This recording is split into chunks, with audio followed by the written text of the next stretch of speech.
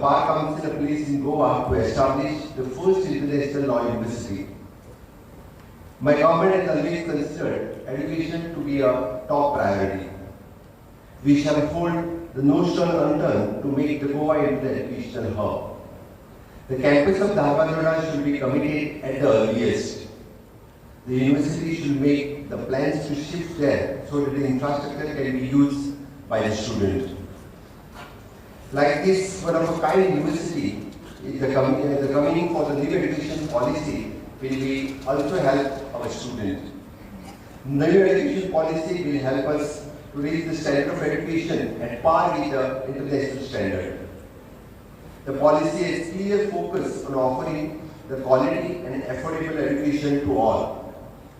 The policy aims to achieve the 100% youth and adult literacy. The students from Goa and India have a lot of talent, but they often don't have the opportunity to showcase it. The international university will give the global stage for the students of Goa and India to showcase their legal skills and talent. I congratulate the teachers, students on completing the successful first year.